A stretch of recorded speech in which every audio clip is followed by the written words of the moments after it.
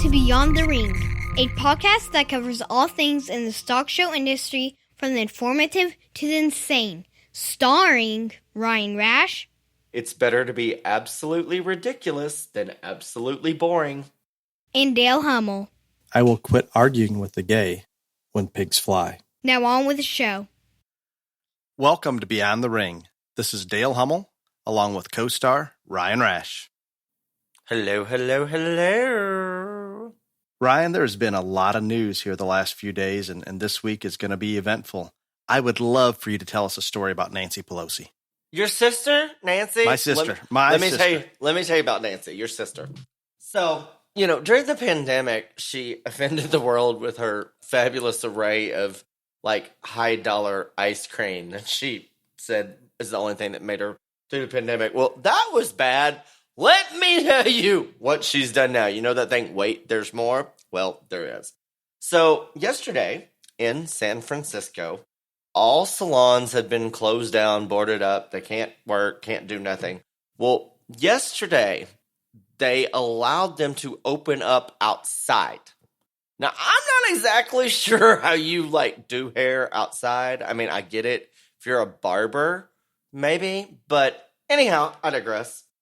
Well, Nancy, being the most powerful woman in the world that she thinks she is, she decides to break the rules, and she gets caught on video, not only being inside a salon getting her hair done, but guess what else? She didn't have on her beloved mask. She did not have a mask on. She was in a closed salon. Yes. Isn't this what she's been ridiculing people for? Yes. Literally, what I thought was hysterical is she gets her hair, she went in for a wash and a blowout. She goes and gives a press conference after that, and this bitch literally starts going off on Trump and the RNC and the last night of the convention, how they slapped science in the face because no one was social distancing and no one was wearing a mask. But that old bag had spent an hour in a salon without a mask on getting her hair coiffed so she could look as good as a drunken, pickled corpse can look on national TV. She is a hypocritical rip. In my mind, when you think about how she puts herself above the rest of the world, I mean, I can't imagine those people in San Francisco can continue to tolerate her. And it sounds like this was security camera footage, and the salon owner is a single mom with 2 kids, and this has really set her back by having to close down. And then Nancy Pelosi has the nerve to come into that salon. Right. Well, see, the salon owner rents chairs. And so the only reason she found out about it is because one of the other people that were in her salon, told her to look at the security camera, whatever, and saw what was going on. So, yeah, insane. I can't believe it. And she comes out in a tweet, I believe, and states she follows all local rules relative to COVID. And that she didn't know. Yeah, she didn't know, and she always wears a mask. She can come out and blatantly lie, and I'm assuming there's a portion of the population that believe her. Evidently, there's enough of those idiot snowflakes in San Francisco that poor Nancy, she just didn't realize. But yeah, there you go. I don't know. I also heard rumors that Chris Cuomo may have leaked some audio. Well, he had audio leaked on him, which for those of you like me that refuse to watch CNN, Chris Cuomo is on there. He is the esteemed brother of our New York governor, and his father is also a governor. But he is on CNN, and those of you that don't know him, he thinks he is God's gift to women. Anyway, he loves doing these little segments where he's bench pressing and in these tight little gym outfits, and he thinks he's super hot. So you are the most attracted to him. No, not exactly. But I was going to say, I disagree with his assessment of his personal good looks, but, to each his own. But so he, I guess, is now really tight with Michael Cohen, who, of course, went to jail and was on the Trump lawyer team with the Stormy Daniels deal and all this other shit. So him and Michael been having these fireside chats, I guess. And so the first one got leaked last night, and it is Cuomo explaining to Cohen how the media lies. It's not your friend. Don't trust the media. Don't say anything. He actually, I quote, I am always careful about what I say to the media, and you should be too, because they're not your friend. And so, first off, I'd like to point out that he is a member of the media and stating this, but he goes on to say that he used to work at ABC, and I don't know if he had to leave because of this or this is just new rumblings or whatever, but there are a lot of women coming forward saying that Chris Cuomo sexually harassed them, would get too close and say things to him in an elevator that made him feel comfortable, all this other stuff. So he's telling Cohen, do I look like the kind of guy that has to like invite women up to my hotel room and be in a robe and expose myself to get what I want, all this other stuff? So it is very anti-feminist and very anti-Me Too what the little man is saying on these things. And also, he literally is basically saying that the media are a bunch of liars. So that is ironic. I mean, I applaud the man being truthful behind closed doors about the media being a bunch of liars. But, I mean, there you go. You don't think he assumed that was going to be leaked, do you? I do not think so, no. They say there's more, so hopefully more of this will come out. But I do wonder, does Michael Cohen, is he the one that was the one taping this, or did they both not know? I mean, it'll be very interesting to see how this plays out. It will be interesting. I do have one little snip of China. China! They concern me. I heard a news briefing that they're doubling their stockpile of nuclear weapons. Those things concern me. Well, I mean, nuclear weapons should be concerning to all people, Dale, so we're glad it's rattled your cage a little bit. It surprises me a little bit because I assumed they were past that and they were on to strictly biological warfare. But I think they're going to go both directions. They tried the Rona of it all and it didn't kill us all, so maybe they're going back to what they tried and true, nukes for the win. I think this was just a test run, and I think it went exactly as they expected. Exactly. Well, I hope I'm wrong. I can't see that being right, Dale, because they killed a lot of their own people, too. You don't think that they're overpopulated and they have no sense of morality and they maybe would like to do that? God, okay. Whatever, Dale. No, this is not me just coming up with some crazy crap. This is real. I do believe they limit how many children people can have. There's no question they're under population control techniques, or they're enforcing those. Okay, let's leave China alone, but we are while we're still on that. You haven't brought China up in 2 weeks, haven't, and now that's all we get. I am. That's finding, all we get. No, damn nuclear weapons. That's it. I am finding. You still are a disappointment not only to me but to our viewers, Dale. We have a supply chain problem, and it's because of China. All the crap we have made there that should be made here to begin with, you're going to continue to see it. Okay. It will happen. Tell me a little bit about Antifa in Wisconsin. Oh, well, this is just great, which I love all this. So, got to back this up a little bit. So, during the DNC, none of the demon rats brought up any of the rioting, looting, vandalism, murder, all that stuff. None. They brought up nothing. Not a mention. Not one person. Not one person said one thing. Yes. Not one. Well, other convention happens. They're the law and order, whatever. So now, like I've said before, the polling that we don't get to see, the internal polling and numbers, is the stuff that really matters. Because again, you're not going to pay somebody to lie to you. And those people get paid massive amounts of money to tell these campaigns what to do. Obviously, the numbers for Biden are crumbling and falling by the wayside because you can tell who is worried in a campaign by who changes their strategy erratically. Biden announced after his convention and during the Republican National Convention, he was point blank asked, can you win a presidential election at home from your basement? And he said, we will. We are going to follow the science and we're going to win. So clearly he said he wasn't going anywhere. RNC happens. He first denounces the violence a little. Then he says that in 10 days after Labor Day, he's going to hit the swing states. Now, lo and behold, this week alone, he has already given a 24-minute speech with the teleprompter to a room of nobody. And he's going to Wisconsin, and now he's going to go all these places. So what that tells me is they're radically changing their strategy because their numbers are collapsing tremendously. So he's got to change things up. But because of that, he has decided now that the riots are no good, violence is no good, all this other stuff. But he will not specifically denounce Antifa and Black Lives Matter. Won't do it. Will not do it. Cannot get him to say those words.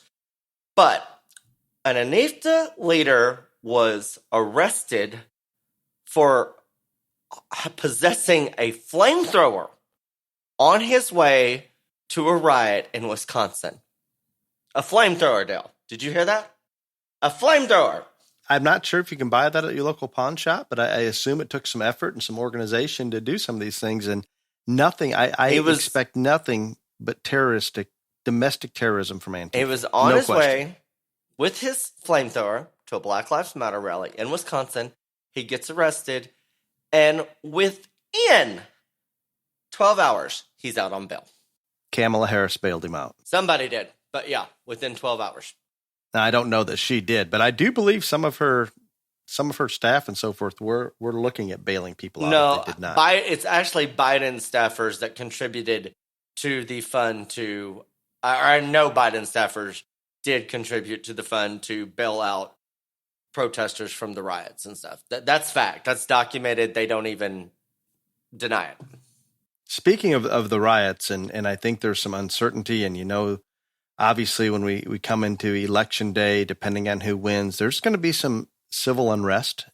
With that said, gun sales are at the highest level in history. Well, that's thanks to you, Dale. No, it's amongst the women and minority. It's all the guns you're buying. No, you still have no gun.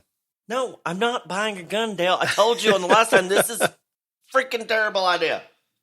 Some other things while we're moving along into COVID, and there's a little bit of talk about COVID, not as much because I believe numbers are going down, especially in the Sun Belt. Some of the hidden effects of the lockdown, we've gone through them before, but there's some new statistics out that say there's an increase by 34% in divorce rate, increase in 57% on separations, and domestic violence is increased. And this is not just in the U.S., but rather worldwide. And it's interesting with all the testing that's going on now at the colleges, and you have some schools that are testing students twice a week, others once a week, others maybe not at all. But there's no question. It looks like the college towns, especially in the Midwest, are hot spots. And I don't know if they're any hotter than they were before. I don't doubt that the college students are not social distancing. They're doing a lot of things maybe they should not relative to the virus. But it looks like those are hot spots and numbers are going to spike because of it. It's simply a numbers game. I have not heard any issue with hospitalizations or any of those type of problems, but we are going to see some numbers that I'm sure the Biden campaign is going to use against Trump here in the next couple weeks. I think the next 2 months is going to be like out of the wild, wild west. So who knows what's going to happen? Well, my kids actually started school this week, and the night before they started school, we just have our younger two here at home still, and I gave them a little speech about when they get home from school, they are to take their clothes off, put them in the washer, get in the shower. They are not going to expose their father. I did it jokingly. However, they did come home from school. My daughter came home, got her usual snack, went down to the barn, totally ignored the conversation. But my youngest son actually followed those rules. And I know he was aware that I wasn't being serious at the time, but I do believe he's wanting to take precautions. He's not 100% comfortable with his environment. Dale, after they have been raised by you and forced to deal with all of your nonsense, especially 24/7 since Rona hit, I don't blame the poor child for being a little uncomfortable. I probably think he's feeling he's lucky to be alive right now. I think he did it a little bit as of a joke and possibly to get out of doing some work in the barn that his sister was having to do in his behalf because of the little time delay. But all good. And I think there's going to be one more thing that comes up with COVID. You're going to hear a little bit about silent acquired herd immunity here in the future, that there's a very large portion of the population that is significant enough to contribute to the herd immunity, especially when vaccines come out, that it's going to lessen things. And we're still a long ways off from what we consider true herd immunity, but there's no question it's building and it's going that direction. I saw something on this morning that one of Trump's advisors never said that herd immunity was an option. I didn't get to watch it all, so I'm not sure. I don't know if Rona and COVID are going to drive this election like we thought it was there for a while, because I know that the bulk of the polls that have been taken after the RNC have not been released yet. There have been some. Biden got no bump whatsoever at all from his convention, but I saw 3 times in the past 3 days polling about what factors are on the minds of the independent voters or the voters that are undecided. In all 3 of those polls, economy and safety are number 1 and 2. Right up there. I don't think I have to tell anybody where that goes. I would agree. And the FBI puts out a warning to Chicago police that gangs in Chicago have agreed to shoot police on site and shoot to kill. Isn't that just incredible? I saw that there is a pact that said that a group that anybody that saw a law enforcement officer with their weapon drawn on another person, regardless of the circumstance, they're to shoot to kill. Amazing. That's your state, homeboy. It is. And another one in Chicago. Beetlejuice is your niece. The town of Beetlejuice, there's a restaurant server that's serving a police officer, and she writes on his receipt, "Quit your job." Isn't that just wonderful? Quit your job.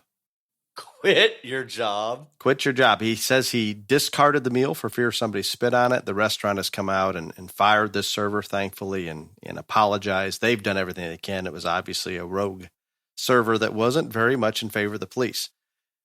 I do not hear that. That's insane. It just, amazing to me. But I think that's have the level you of. not talked to your niece Beetlejuice about any of this? I have not, but I fear that's where the level there of lack of respect for the police is right now.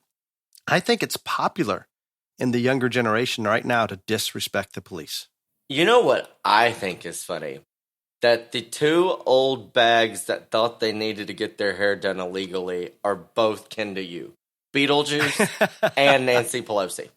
They are. They're right here as far as our Chicago one and my sister Nancy. And neither one of them, I don't think it helped their looks or their TV presence at all. Oh, but I cannot attest to that at all. I do have something more interesting than either Beetlejuice or Nancy Pelosi. Fine. Coming in, pilots flying into LAX, I believe here early this week. 2 pilots, not just one, reportedly saw a person with a jetpack at 3,000 feet in the jet path as they were landing at LAX. Not just one pilot, but 2 of them.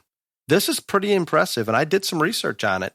Those jetpacks are actually capable of getting to 6,000 feet, but it's highly unlikely somebody with the means and intelligence to be able to operate a jetpack, all of those factors, is going to use one right in the jet path of LAX. Doesn't make any sense to me. Why did they do that? Nobody's actually confirmed that it's real, but 2 pilots, and I heard their voice recording, they were very serious that this is exactly what they saw, and it wasn't but 300 yards away. There is no, in their mind, there's no confusion of what it is.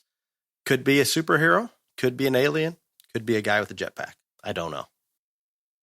I don't have much comment on that because I watched a jetpack demonstration in Dubai, and it was amazing. There was a video on the internet that I had pulled up, and I mean, he could go from 0 to whatever speed they're going immediately, 3,000 plus feet, and they run out of jet fuel or whatever's fueling them in a very short period of time. So they get up fairly high. When they run out, a parachute releases, jetpack person, everybody floats to the ground. But pretty incredible what can be done. I just can't imagine somebody using one in Los Angeles near the airport. That just doesn't make any sense, but definitely entertaining to follow. Well, this is what I'm going to tell you. If it was a superhero, I doubt they would be at LAX or anywhere near the general vicinities, because it's not really, I mean, even superheroes have limits and no one can save Los Angeles. But moving on. What about an alien? Is it an alien life form? Is that possible? Look, everything that's happened in 2020, I've been waiting for the aliens to come, because I'm going to be like, yo, come, I want to go with you. Take me with you, please. I think they showed up. I think they showed up in LA. They need to come to Gay Hill instead of LA. But, well, on to that, we will talk now, moving on to our real life superhero. Who is our guest, Dale? Today we have with us Clay Zwilling. Currently serves as a chief executive officer for the National Swine Registry, the Purebred Swine Association, responsible for maintaining the pedigrees and recordings for the Duroc, Hampshire, Landrace, and Yorkshire breed of swine, which accounts for 75% of the purebred swine in the United States.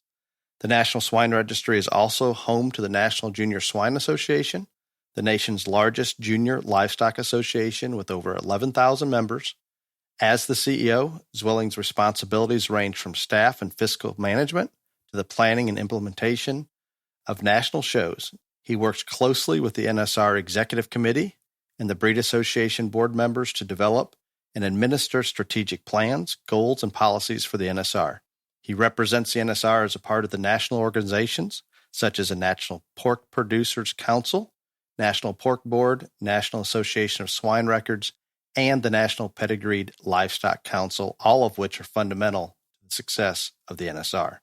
Prior to his role at the National Swine Registry, he served as Vice President of Operations and worked for 2 years as a Director of Marketplace Education and Development at the Farm Credit Illinois, where he led association's young and beginning farmer programs. Clay was raised on a small grain and purebred operation near Viola, Illinois. Being the fifth generation of purebred livestock operation, Clay was naturally drawn to 4-H and FFA programs, where he competed in many contests and activities. At the completion of his secondary education, Clay deferred a year of college to serve as the association FFA president for Illinois. He also competed on the Illinois 4-H livestock judging team, where his team claimed the national championship, and he was named an All-American. He then attended Lakeland College in Mattoon, Illinois, and judged on another highly competitive judging team. Clay later transferred to Oklahoma State University, where he received a bachelor's degree in animal science and agriculture education. While at OSU, Clay was on the 2012 national champion livestock judging team and once again at the senior college level, named an All-American. He also earned his Master of Science degree in Agriculture Leadership, Education, and Communications from Texas A&M University. Clay is an alum of the Illinois Agriculture Leadership Program and currently serves on the board for National Association of Pedigreed Livestock. He enjoys giving back to the youth, officiating judging contests, mentoring young leaders, and presenting on leadership topics. He and his wife, Deanna, reside in Lafayette, Indiana, and are expecting their first child in December. They also begun assembling a small herd of Angus cattle. And I'm going to discuss Angus cattle with Clay because we have some Angus cattle here that maybe we need to do some Angus trading of genetics. But Clay, thank you. We're excited to have you on board to discuss some various topics with Ryan and myself. And at this point, I guess, and I'm not sure, I haven't gone out and done the research, but I'm pretty confident you're one of the youngest CEOs of any major breed organization. Clay, can you give us an idea on what took place to get you to this point in your life at this young of an age? Certainly, Dale, and certainly appreciate the opportunity, and really enjoyed the lead in here with some of the current events that are going on. But it's like many things in life. It's opportunity and luck and timing. And so I was very blessed to be hired to work at the NSR 2 years before I transitioned into the role of CEO. And one of the things I always tell people is, it was my third time for applying to be an NSR employee. And I always say that sometimes the timings in the role just isn't right. And Dale, you'd probably be pretty familiar with this. I had some pretty big shoes to fill coming into the role after coming in after Brian Arnold was in the organization for so long, and everybody knows what Brian's impact has been on the pork industry. And so working through that role and learning and really cutting my teeth through some challenging times, both economically and policy wise from the association. And ultimately, when the opportunity came to apply for the CEO position, I did take some time to sit down and think, and I asked that very question. I said, am I really old enough? Am I experienced enough to step in and fill this role? And ultimately, I decided that really wasn't my decision. It was the executive committees, and fortunately, they felt that I had the credentials, and have basically been trying to manage the dumpster fire that's been 2019 and 2020 ever since.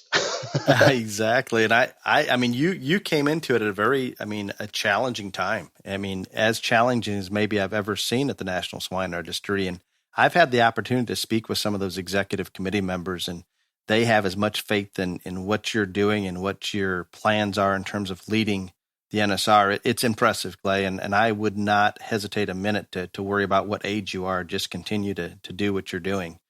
And obviously, you've been involved and supported the junior livestock industry and the stock show industry. And we oftentimes talk about the stock show industry being about raising kids more than raising show stock.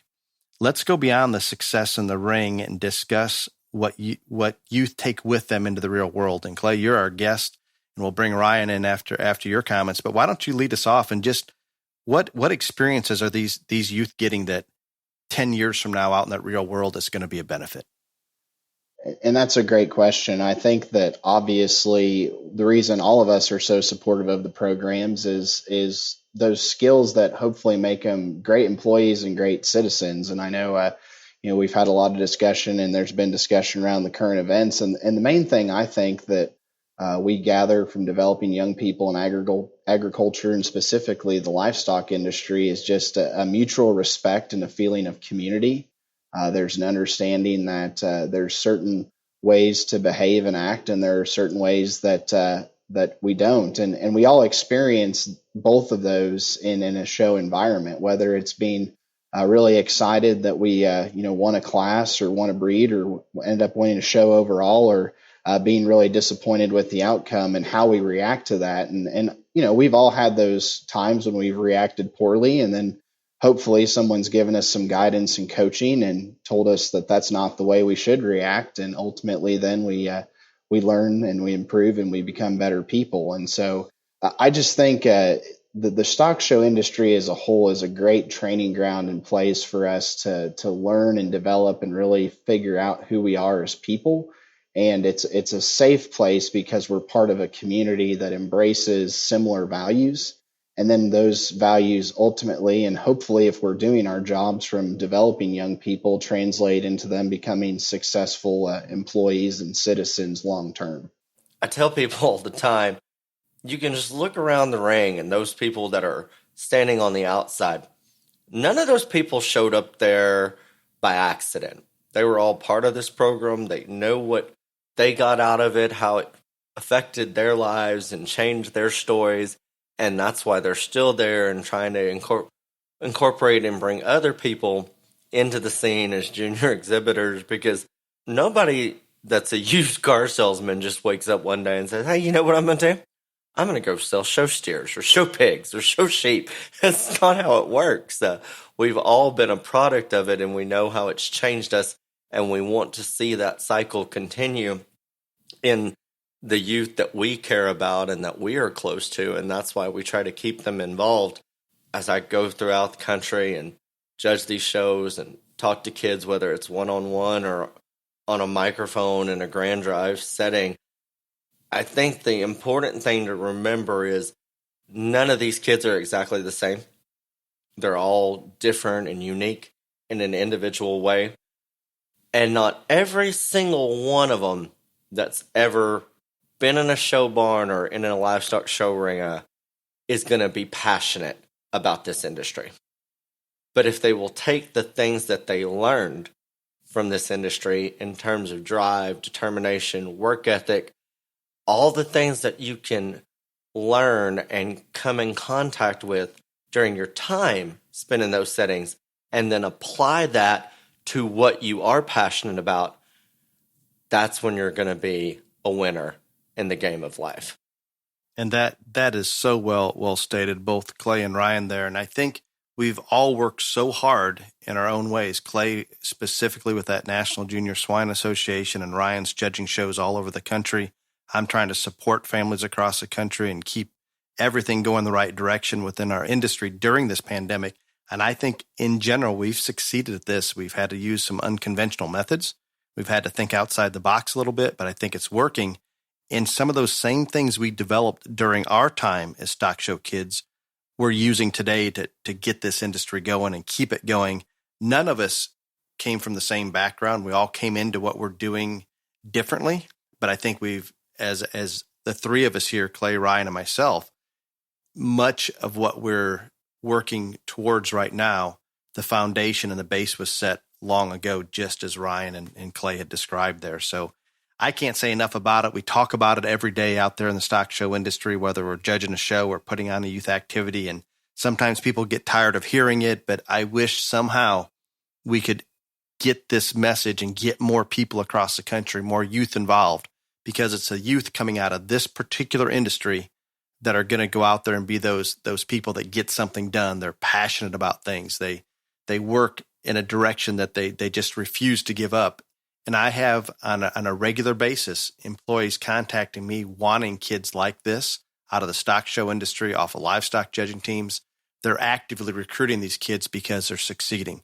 We have a segment of our population doesn't have the privilege of participating in this, and they simply aren't getting some of these same experiences. I'm not saying those experiences don't exist in other avenues, but I am a firm believer that we have the greatest youth activity on the planet right here in the stock show world. With that, Clay, we're going to go back to you, if you don't mind, on some things that you've seen over the years in terms of how the National Swine Registry has evolved, and maybe from your memories as a child into today, what you're doing there in the office. What changes have taken place?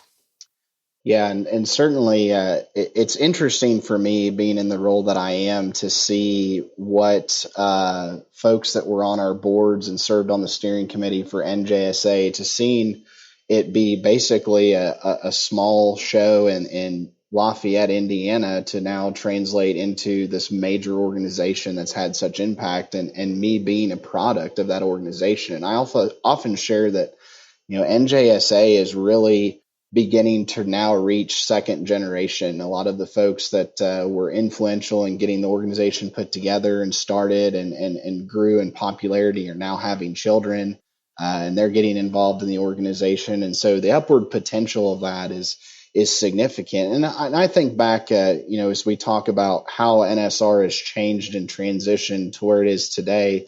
Obviously, anyone that has any affiliation or understanding of the history of the pork industry, NSR was formed in 1994. And of course, everyone understands the economy and what was going on in the pork industry, a lot of consolidation.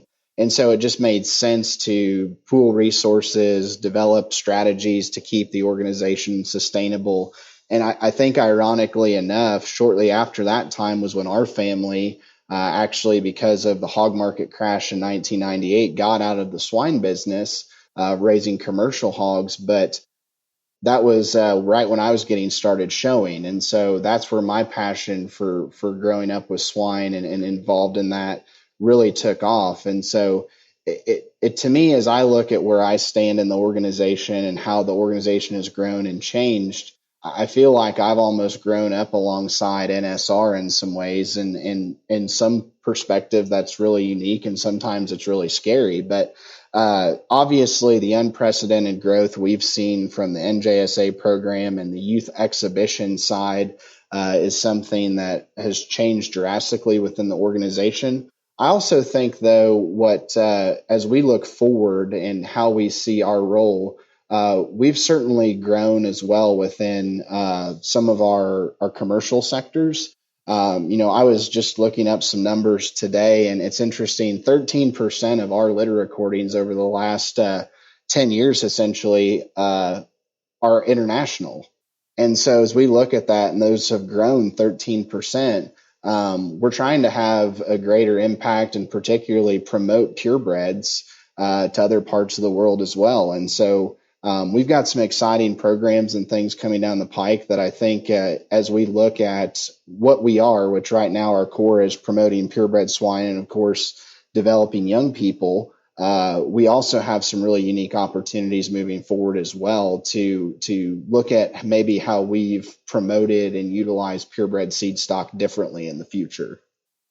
That's interesting, Clay. And I can think back to when I was a child and just starting my career in academia when the Hampshires and Durocs, I believe, were located in Peoria. The Yorkshire office may have been there as well. And they did serve a different purpose there. The NJSA didn't exist.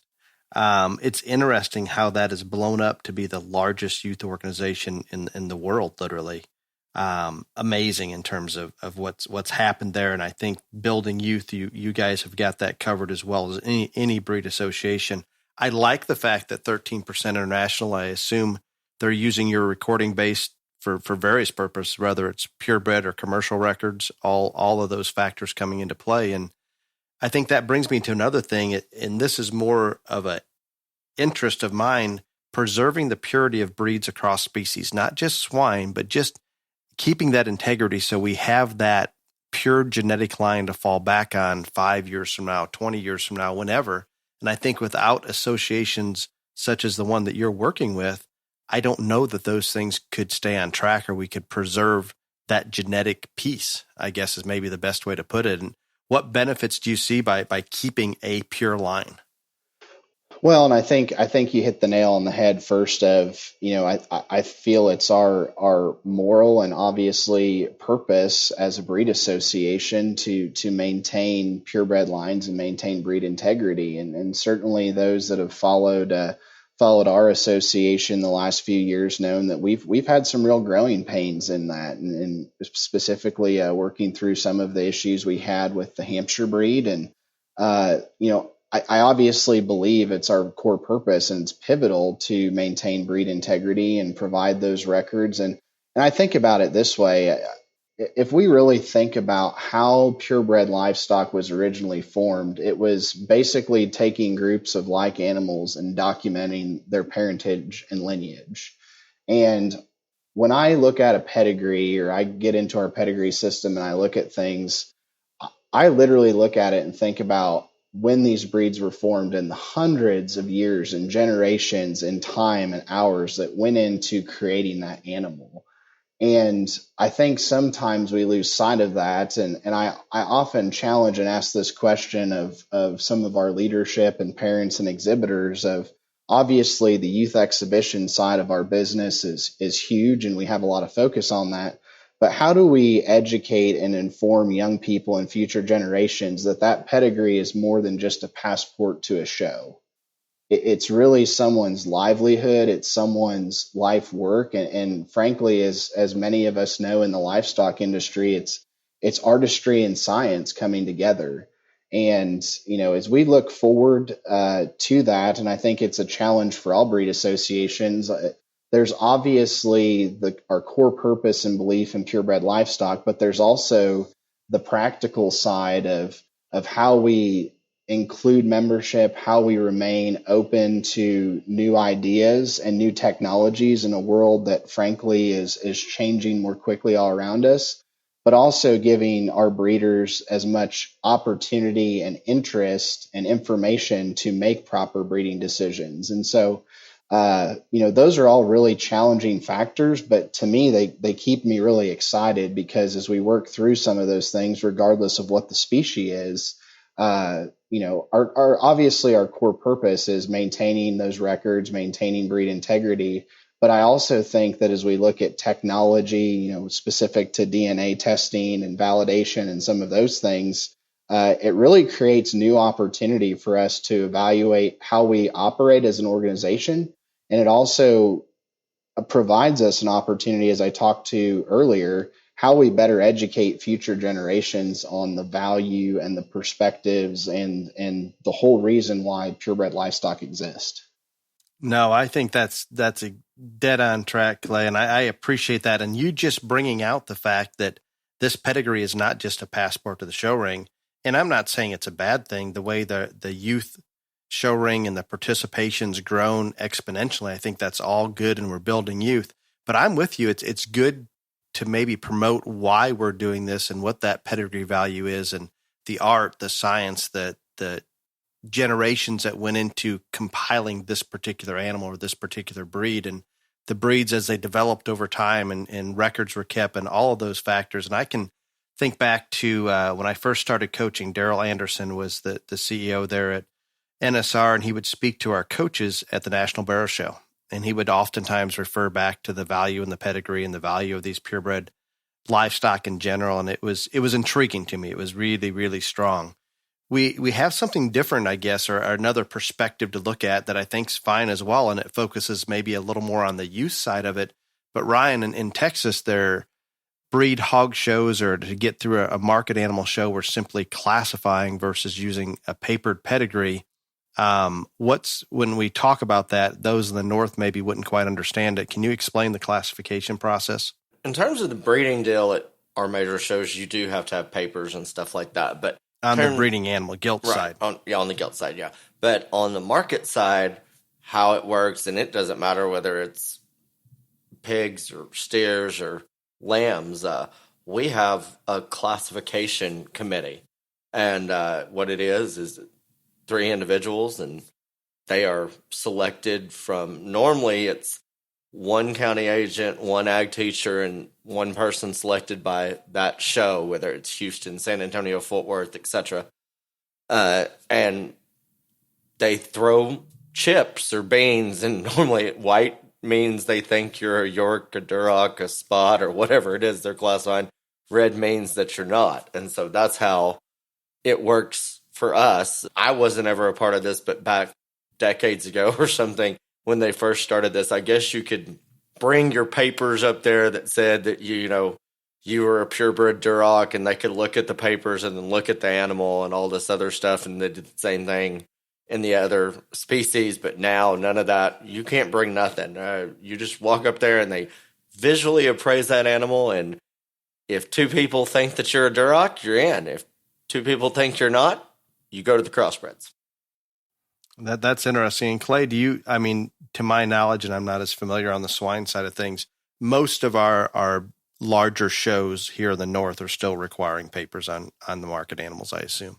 Yes, most Midwest events require pedigrees, and obviously on the breeding side and also the market side as well. And I think too, to Ryan's point, we've really tried to promote purebreds in the Southwest, and the gilt shows are growing. And a lot of that has to do with a lot of breeders taking interest and investment into those premium sales that happen down there. And we kind of see that as a first step of promoting those in that part of the world. And then also our growth and participation from the Southwest, our national events, continues to grow and be impressive. And so, I think that's all very positive. Can I just bring up one thing, gentlemen? Y'all can have y'all's papers and all that, and that's great. There is nothing more dramatic than when somebody gets thrown out of a breed and one of the daddies gets mad. I'm just telling you, it's highly entertaining at times. Y'all are missing out on this. Might just want to consider it. We might want to come down and watch that classification for a day. I'm telling you, I have seen some interesting stuff. I've been involved in some of those because we still have to meet physical breed classification at our events as well as have the pedigree. So when you're on the other side, yeah, it's certainly... Oh, wait, y'all have to do them both? Yes. Yep. Oh, boy. I need to be there for that.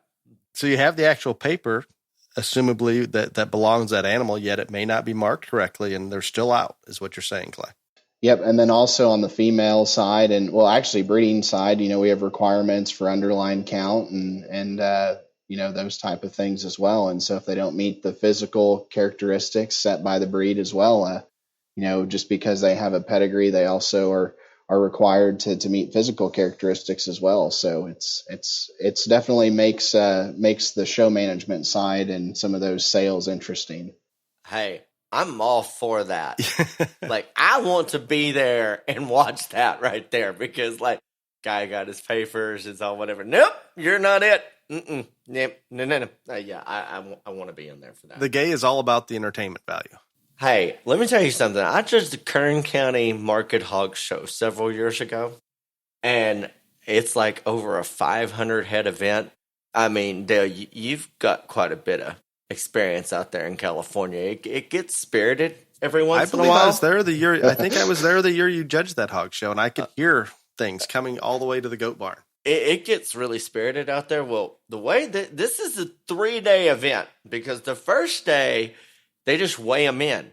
Well, the same guy that's judging them has to be there on weigh-in day. So you're watching all these animals go through the weigh-in. And we all know that, like, not every animal is looking its best in weigh-in day. And for some people, I mean, you know, whatever. But, like, the way my mind works, this was a terrible idea. Because, like, I'm getting that first picture and it's not, well, then they come off the scale and you have to classify it. Say, and it's just you. Is this a York? Is this a Duroc? Whatever. This one, York. And I'm literally putting that in parentheses or quotations as I speak in the air.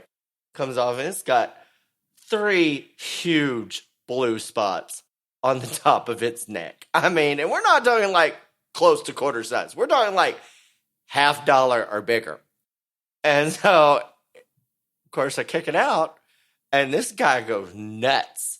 He's like, what do you know? You're some steer jockey. I said, I may be a steer jockey dude, but I also know that ain't a York.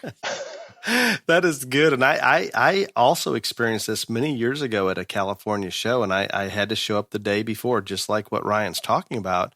And this was somewhat foreign to me. I understood classification, but not the judge doing it and that being the only person that's doing it. And they start bringing these pigs to the scale, and they don't even tell you that I want this to be a crossbred or a Yorkshire or Hampshire. They don't say anything. The judge absolutely puts it wherever it wants to be. Oh, well, that would have been so much more fun. So here comes this white hog, erect-eared. I mean, no spots. Classifies real easy as a York. So I'm thinking, well, Yorkshire. And then the dad gets up there and proceeds to argue with me that that's a crossbred.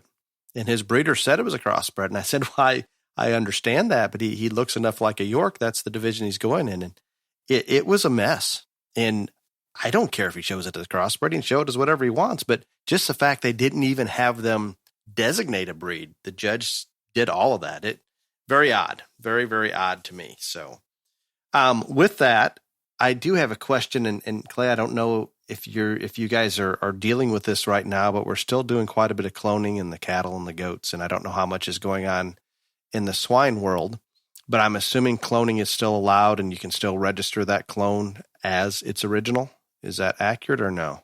Yes, and there's a lot more cloning services going on, and I would say the enthusiasm and the excitement around that is elevated. And I'll tell you, really, what spurred a lot of it beyond the logical genetic preservation was our concerns and fear around African swine fever.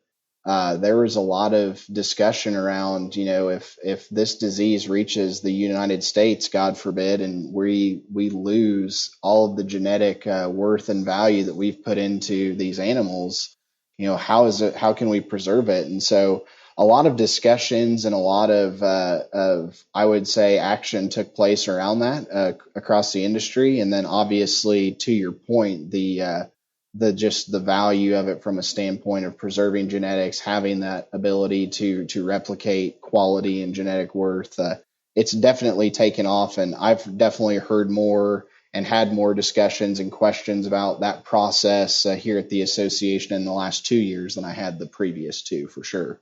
This is why people think I'm racist. You're bashing on China. He's talking about African viruses. I can't win here.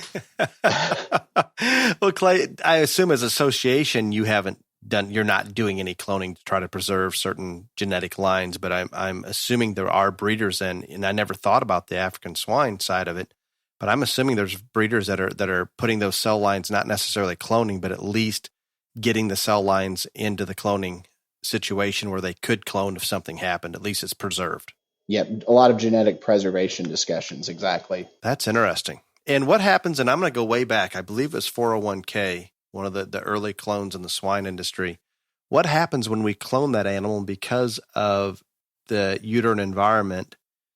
The color pattern maybe doesn't come out as a full belt or something like that. Are they still allowed to be registered?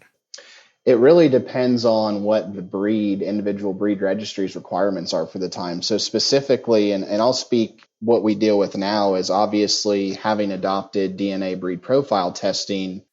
We always talk about, okay, so if we go back and use frozen semen, do those offspring have to meet the requirements of the breed association as they exist today or when that animal existed? And so obviously, if we go back 20 to 30 years, sometimes that data is not available. So then we're looking at a litter by litter situation where we identify and test each one of those animals to ultimately determine, do these meet the qualifications set forth by the Duroc breed, for example, or the Hampshire breed, or Yorkshire breed, or Landrace breed. And so those are really, as I talked earlier, those are those unique and challenging but fun discussions of how we work through. And so for a good, I think, example for the listeners, we essentially eliminated and required that all purebreds on the NSR side be stress negative. So if a person calls and says, well, I'd like to use a board that was stress positive from the let's say 1995 to try and make a registered litter, the answer is no, we've eliminated the stress gene and you can't be a stress carrier or stress positive to have a recorded litter. So that's one example, but essentially it really comes down to what the actual requirement is for each individual breed and then how you approach it from there. That's interesting. I can assume a lot of the breeders and even committee members, there's a lot of different opinions coming into that. So you're working through a lot of things that weren't even on the radar 10 years ago. Not even absolutely. Yep. Not even thought about as something you have to deal with. That's interesting. We've talked about the youth growth, the exponential growth in the youth, and we've talked about some genetic preservation and some international business in terms of recordings.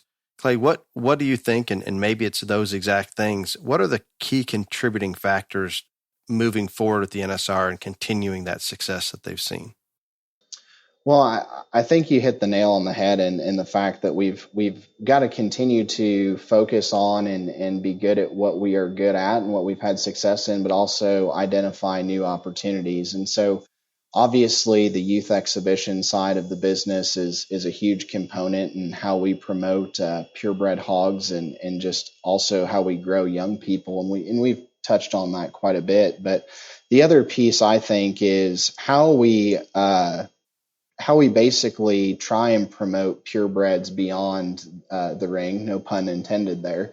But one of the things we've been working on right now is there's huge demand for certified Duroc pork. And so we're working with some of our producers and breeders and folks within the pork industry to explain the value and quality behind Duroc pork. And then you talk about it even more broadly, and Dale, I know, and Ryan, you're familiar with this as well, is, when COVID hit, I think it really was a gut check for a lot of our consumer base as to how and where their food supply comes from. And so the demand for direct to market and direct to consumer marketing is absolutely unprecedented right now. And so as we talk about and we visit with these young people about, what showing means and what raising livestock means, and specifically what their animals contribute to the broader pork industry, it's really opened up a great dialogue to say that this animal is more than just a mechanism or a vehicle for youth development. It's also a protein source. And so we have to worry about animal care and animal health, and also expose them to the perspective of people really want to know and understand the story of where their food comes from. And as we look at, and again, COVID, like so many other circumstances just beyond what we've experienced at NSR, has challenged us in our thought processes and our comfort zones. And I think that one of the benefits that we've gained from COVID is we have a high demand for animal protein, and they want to know exactly where it comes from, and they want to have that connection with the producer. And I think that from that standpoint, we're very well positioned to answer that call and can develop some programs to promote that aspect of the business.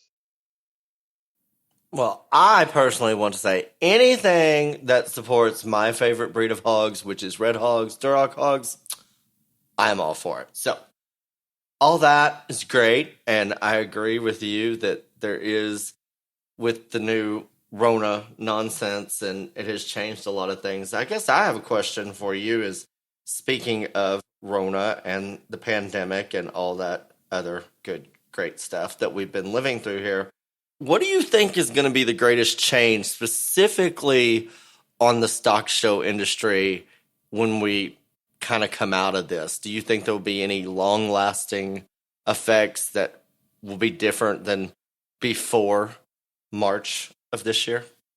Absolutely, and I don't think any of us know for sure. And the one piece that I'm not sure about, and I know Ryan, you've talked about it, and Dale, I believe you have too, is what's going to be the virtual aspect? Because when we couldn't have shows, the virtual show thing was huge, and there was a lot of debate around what that is and how it could be. But by the same token, I still think that that's a way to enhance the show experience. I don't think it'll ever fully replace being in a live environment, but what do virtual events or shows look like for us long term, and how do they fit, and do they have a place? And one of the things we've talked about is if there are biosecurity concerns in any species of livestock, is a virtual show an option potentially to help mitigate that? And that's not advocating that we shouldn't have live events by any means, but what opportunities do those provide? I also think as we look at just exhibitor experience and comfort level, one of the things we did at our national junior show in Des Moines was we implemented more rings and just spread people out because we were forced to. And you would be amazed at how much positive feedback we got from that, because it actually expedited the show experience. Yes, some families were frantically going, they had pigs in 2 to 3 rings at one time, but by the same token, historically, and if you go back to the 2013 to 2015 era of the World Pork Expo, those shows sometimes weren't getting done till 1:30 or 2 in the morning. And by, looking at and replicating and trying to figure out the best system to get animals and people through an event because of COVID, I think we've learned a lot of what are things that can actually improve exhibitor experience. And so, do I think we're still going to have to wear masks and those type of things 2 to 3 years from now? Probably not. But are there things like the ring example that we can implement and have improvement moving forward? Absolutely. And I don't know, and it'd be interesting to get your perspectives on this. I think whenever we feel safe, whether that's a vaccine or regulations change related to COVID, I think that the enthusiasm and the crowds and the excitement around stock shows are going to be even greater than they ever have been. And that's just my impression, because I think there's so many people that have been restricted or haven't been able to attend shows, that whenever this quote unquote lifts, or we have a vaccine, or the concern and the risk is more mitigated than what it is now, I just think the enthusiasm and popularity is going to be sky high. Clay, I think you're dead on there, and there's so much pent up energy to get out there and compete, and especially at some of those major shows, whether it's Houston or OYE, and some of those big ones that got canceled early on in this pandemic. But it's there, that competitive desire, almost addiction to compete by some of these youth and some of their families. It's there, and they're ready to go. It's interesting as we look across the country regionally. Some portions of the country have not been able to have hardly any shows. I was at the California Youth Livestock Expo, and it was held on an Indian reservation. And right now, at this point in California, that's about the only option. So they're very limited in what shows they're having out there. And as soon as this opens back up, I think it's going to be an explosion in terms of numbers. I think the few shows that we're seeing right now are doing that. This weekend, we're going to drive 8 hours to get to Denver in September, just because it is a show we can go to, and I think it'll be a competitive show. That's because the judge is so amazing. Oh, wait, you show goats and sheep. Sorry. Wait a minute. Yes, you're not judging goats. If you were judging goats, I think we may just have to avoid that one just for perception purposes, not your qualifications. But Clay, to me, this past summer in the state of Indiana, and again, it's different everywhere, but it looked like there were more jackpot hog shows maybe than there's ever been in history. Especially when we hit that late May, early June phase, and we had to make the difficult decision to cancel our traditional exposition. More local events started popping up, and people found ways to have events. And that's not just in purebred swine or the swine industry. I mean, that's any type of livestock show. And I think what that proved was the resilience and the passion for this industry, and the folks' way of thinking outside the box of how to make events happen. And I think the flip side of that has been as well, as I know you all discussed previously on the podcast, people can't play sports. They can't do some of their normal activities. And so I don't know how long that's going to continue, but I think it's exposed a different group of people to our industry. And that's both positive in the sense of, I think it allows us to promote what we do and get more involvement. But I also think it's challenged us to really think about how we do things and make sure we're doing things the right way. And I think that's all been very positive. And again, I think the enthusiasm for the youth livestock exhibition industry is just going to continue to go. And even though COVID has put some obstacles in ways of having major live events, I think on the backside of this, it's still going to continue to grow, and the trend is going to be upward. I agree, and I hope that goes that direction, and I can't see how it won't. And I hope that 2021 brings almost normalcy back, and with the vaccination, with herd immunity, with therapeutics, with the implementation of some common sense, I think we'll be there in 2021. Year. There, that was next on the list, and absolutely.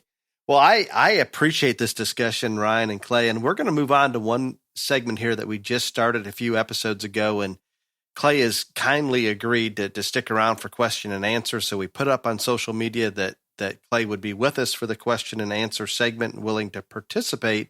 And Clay, most of these questions are directed to you. Ryan and I will jump in and obviously give our opinion, but I think they are coming your direction. So we're gonna throw them to you to answer first. The very first question we have from Alan Dinkle: has the show ring gotten so far away from the commercial industry that is it even possible that purebred swine that are being registered today will have any impact on the total swine industry? Clay, that one's all you.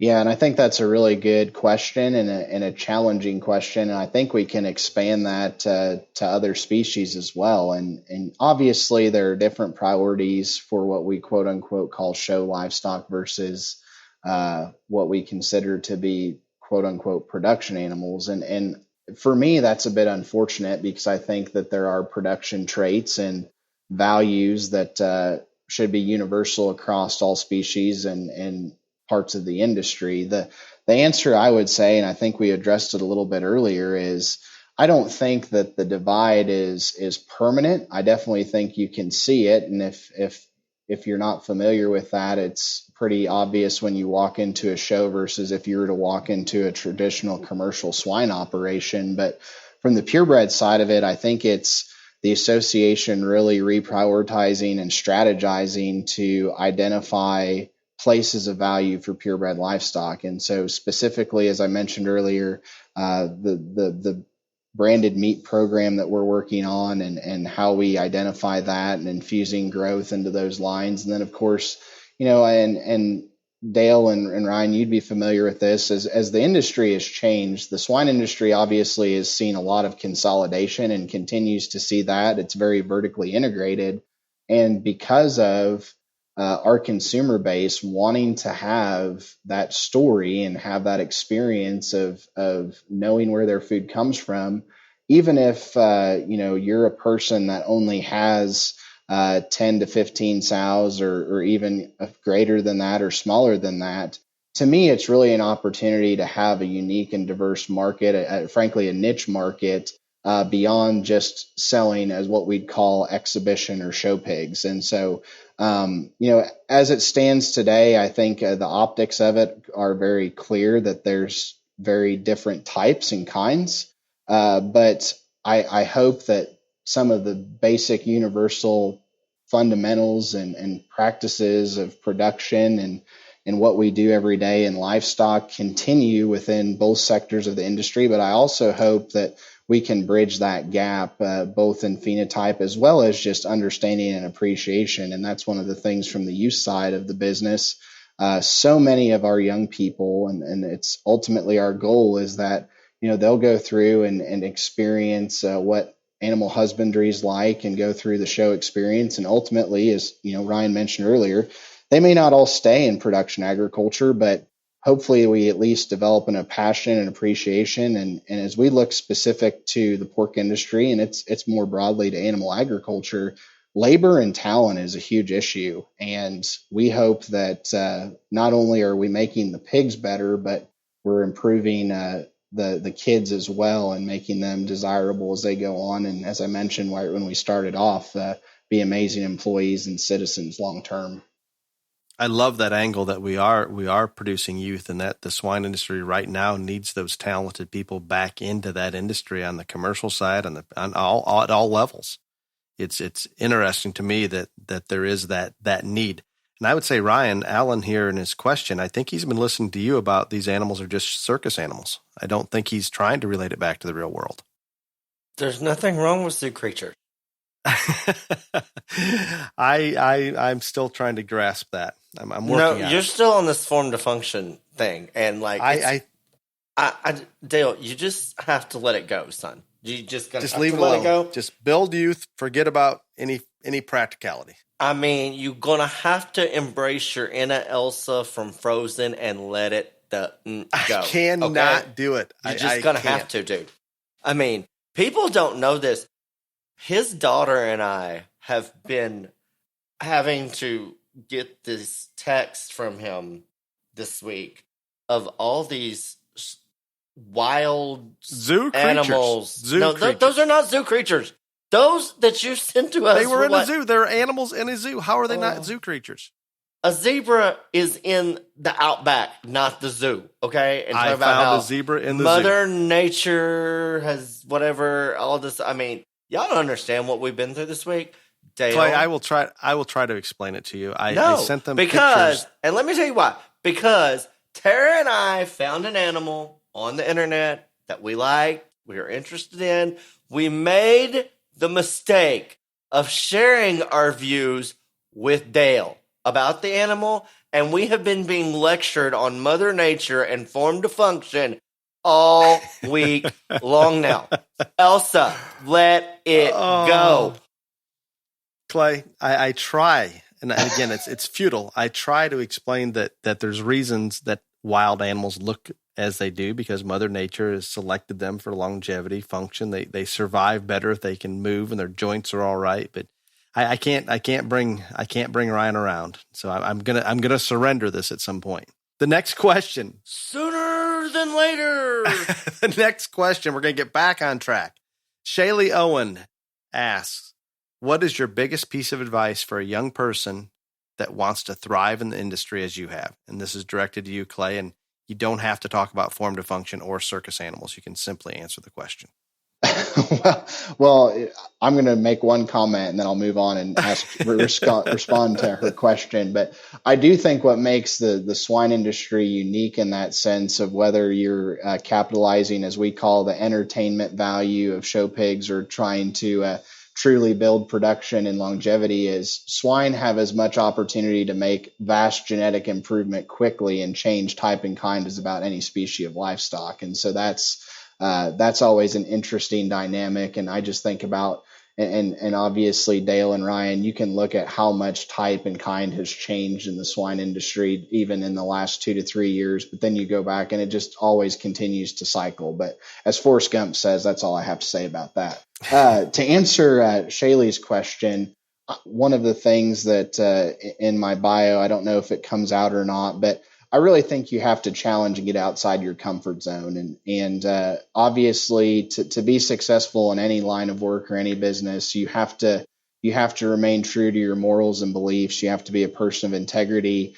You have to surround yourself with the right people and the people that you feel comfortable with, that are going to be able to help you advance in your career and your leadership and your personal life. But I think that for all of us to have success and to ultimately move to the next level, we have to be willing to step out of that personal comfort zone and do things that are unconventional and outside the box. And again, as I alluded to earlier, COVID's really done that for us and a lot of people. And not specific to my personal professional development, but I think about it from an NSR perspective. We've had some folks that have been very strong naysayers about having online options for merchandising animals at NSR events. And when COVID canceled, our premier event, the exposition, we held an online boar sale that we called the draft that was wildly successful. And it was really an opportunity to say, hey, we've been forced to try something different. We've been forced to challenge the status quo and look at the upside potential and the upward value. And I think that also translates into us as people and professionals of, if we're not willing to step outside our comfort zone, we may feel really good about where we're at and we may feel safe, but we're never really going to truly grow and understand and become the people we want to be. And so, a lot of my moves professionally and even in my academic pursuits have been because I've been blessed to be around people that have challenged me to think outside the box and be outside my comfort level. And my path was going to be pretty clear after I was a state FFA officer. I planned to stay in Illinois, go to the University of Illinois, and get an ag ed degree and teach ag. And that's a great profession. That's not knocking anyone that's followed that path. But for me, being willing to step outside my comfort zone and go to a school that I basically, other than my older brother, didn't have much affiliation with, and try that and go through a double major program and be able to compete on a judging team like I did, and then ultimately go to an even bigger school that I had even less connection at Texas A&M, really changed my perspective. And I'm a firm believer that we have to be willing to step outside of our comfort zones. And jumping out has built you as a person. It builds everybody, and thinking outside of the box, going outside of the box. I love it all. And then that's the taking that risk and maybe looking at things a little different, being more willing to step outside than what the norm is. That's what's going to set some of these young people apart and open so many doors for them. And if they follow the crowd, those doors are going to be a little bit limited. And I love that concept that you just threw out there. Like you and Clay just said, one real simple way of summing that up is, if you want something you've never had, you got to be able to be willing to do something that you've never done. And that's right. It is that simple. And I wish we could get more youth, especially, and adults to embrace that. But our comfort zone is our comfort zone. And sometimes we do not want to step out of it. Let it go. Get outside your comfort zone. I think right now I'm in the minority on the form to function, so I'm going against the grain. I'm not just following the rest of the sheep, as some in the South may be. Mm-hmm. Amanda Peters has a question for us. Do you ever foresee the breeds coming together as one entity instead of being broken apart? Clay, that is you. Ryan and I are blind on that one. I just can't imagine what kind of fun would be in that. Well, it's Dale and Ryan and any of the listeners, that has been really the $1 million question for the last several years as we look at the associations, and we've had some changes at association leadership levels and perspectives, and the first answer is there's that possibility. What it looks like, when it is, those type of things are all questions. Obviously, NSR, CPS, they were formed out of necessity during those times to try and be more efficient, to try and deliver customer service. And I think that our memberships generally will agree and say that is the future. That's something for the sustainability of the purebred swine industry, that's something that needs to happen. Me personally, and me, taking off my NSR title hat a little bit, I think that it's something that's necessary. I always think that those type of discussions are better to happen in a proactive manner and be out of strategy and being proactive and not out of necessity. And so I think as we look through what we've endured in 2020 and going on into 2021 and beyond, one of the biggest things it's taught us is collaboration is key. And I think that some of the pieces that we've put together in 2020 and beyond with our fellow associations, and for those that aren't familiar in the swine industry, we have the National Swine Registry, which would cover the 4 breeds addressed earlier, certified pedigreed swine, which of course would manage Chesters, Polands, Spots, and Herefords. The American Berkshire Association, which is still independent but is actually we share space here at the National Swine Registry. And then you have other breed associations like the Tamworths and others that are still independent. But, I think there is value in collaboration. I think there's value in being united in systems. And certainly there are things and actions that are happening at the association level that are moving toward that direction. So directly answer the question, I think it will happen. What's the timeline? That's a big question, and I just hope that when those things and those motions begin being put in place, that it's really at a level of strategy and proactiveness and membership and breeder focus, and not necessarily a position of it's necessity because it's what we're going to have to do to survive. I love that concept, and I think that forward thinking is very positive. And it'd be interesting to see how all that plays out. We have one last question from Jenna Schur. What do you foresee being the next major change in the swine industry as we continue to move forward with everything happening in the United States currently? Duroc domination. That's it. God. Guys, if you're not familiar, yeah, some would argue that's already happened, Ryan. Just saying. It's going to stay. It's like Trump. It's here to stay forever. The gay push for Duroc hogs. Clay, what are your thoughts on Jenna and her question, I should say? I think my answer changed because I've been asked this question, and in 2019, it's a very different answer than 2020 because none of us saw COVID coming. And it's not that the issue is any less important or has changed, but I just think that global and national biosecurity is going to continue to be a forefront issue, specifically when we have foreign animal diseases like African swine fever that continue to plague the world and be a concern. I also think that, and this is really in any species of livestock, the balance of technology and tools that are available to us versus what we consider traditional production and what consumer demand is, specifically to the swine industry. And Dale, actually, you and I had texted about this, and I said, I don't think we could spend a whole episode on this topic, but ractopamine obviously has been a big topic of discussion in the last 6 to 8 months. And so ractopamine obviously has been utilized as a tool for a lot of pieces. But, when we look at consumer demand and international trade, we have to reevaluate those things. And it all goes back to, I think that we're really in a unique place in the livestock industry where, again, we have a consumer that's probably, I won't say fully engaged, but is more intrigued about where their food comes from. They're going to demand a higher quality product, and they're at a place where they really want to know what's going on. And so if we look at it from the exhibition side, we're kind of the frontline PR folks, because when folks from urban areas or we talk about the Texas majors, anywhere in the Southwest, state fairs, where they see livestock and a general population is at one of those events.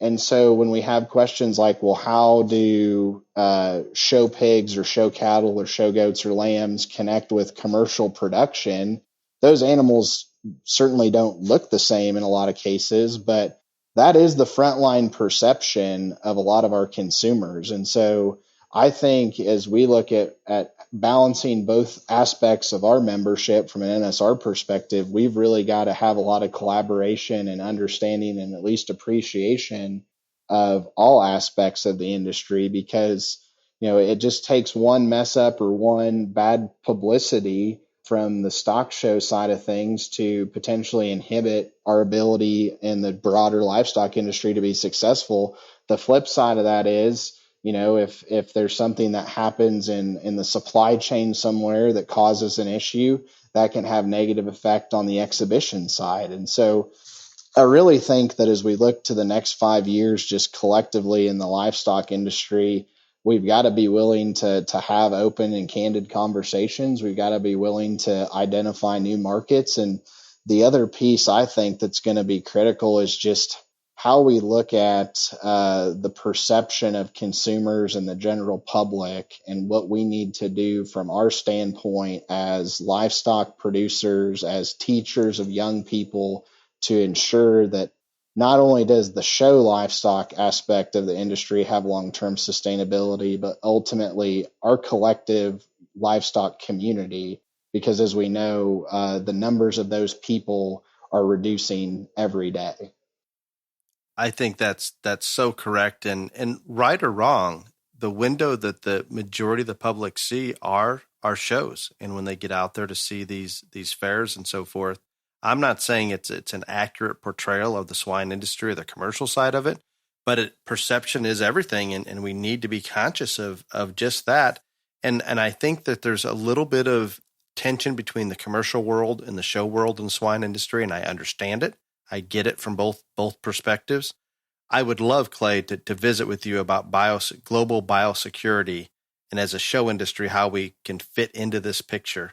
I do not think Ryan would enjoy this conversation at all, so it might be for a later date. But I think there are some issues that maybe we need to discuss between the commercial world and what can we do as a show industry to better accommodate the concerns over biosecurity. And at the same time, the commercial world needs to realize that what we're doing on this end is basically the face of the swine industry. Right or wrong, that's what the public's seeing. And the development of future workforce. And I think that's the gap we have to try and bridge as well. And if we ever did have that conversation, I'm sure Ryan could drop some very high pitched chinas in there and make it very entertaining while you and I talk back and forth. Exactly. No, that would be that good. That might be the only thing I could contribute. Again, the wind-up monkey at his finest. Clay and Ryan, I appreciate your discussion today. It's been good. Thank you both, and until next week, please be safe. Y'all come back now, you hear?